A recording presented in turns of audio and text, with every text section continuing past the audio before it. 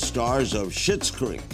Never thought I'd ever say that. I never thought you'd ever say that. I never have said it in my life on television, but that's the title of the show, and I am a professional.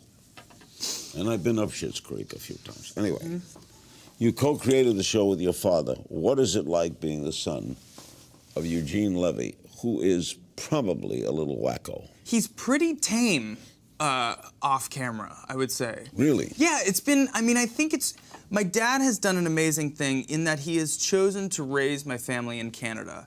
And he went off and did his work, and we were always very separate from the show business element of what his life was.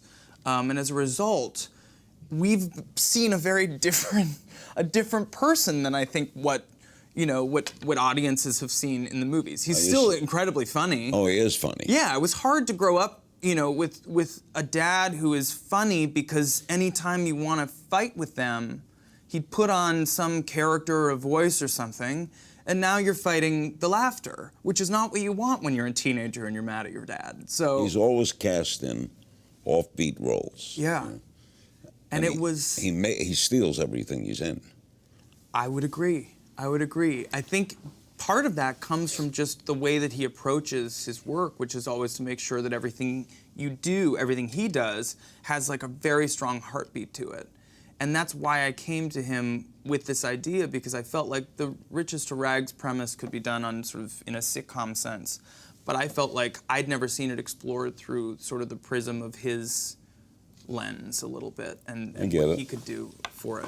What's it like for you working with people like Chris and Catherine and your dad, who are very funny? Do you crack up a lot?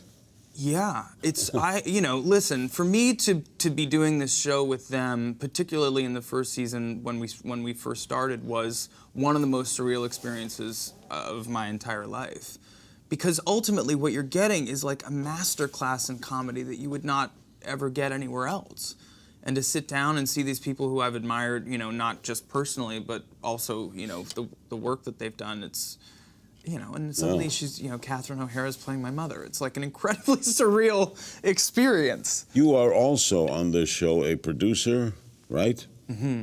An actor, of course, an actor, and a writer. Mm-hmm. How many writers on this show? We have 7, I believe, on the show right now, all Canadian. And we just have a blast. I mean, it's interesting because you sit down with these writers, and all you hope for when you sit down in a room is that something comes, that something happens. And I think particularly in television, when you're telling a story, it becomes quite clear early on if the premise has legs, and that comes out in the content, and whether you're able to continue to produce that content. So for us to be sitting down in our 2nd season, and now we're back writing our 3rd, it's pretty incredible. You have your own production company, right? Yeah. Are you doing other things? We are. We're developing a few other projects right now, very early stages, but it's all been very, very great. It's been a great couple of years. Who came up with the idea to have a pansexual character? I did. What do his parents on the show think of that? They're completely open to it, and that to us was the most important choice that we could have made as a narrative. I feel like we didn't want lessons to be learned. This was a family that was very accepting. This is modern to the core. Who this kid is, and it's been amazing to see the feedback from that. And you you don't think about it at the time, because I live in a pretty progressive, world here, but there are families that people who had come up to me on the street and said the way that the parents on the show have so accepted their son, no questions asked, informed their family on how to go about handling, a child who is, in that case was gay. Do you have guest stars? We do. Like? Robin Duke makes appearance on the 2nd season, which is great to, have the Second City family represented in the show, and then a smattering of really strong Canadian actors. Is there a dream guest star you'd like on the show? Had your pick. I got a really lovely letter from Zachary Quinto, who had watched the first season and really, really liked it, and I'm trying to get him involved. They have to be Canadian? They don't have to be Canadian. Because I would think Will Ferrell might fit somewhere.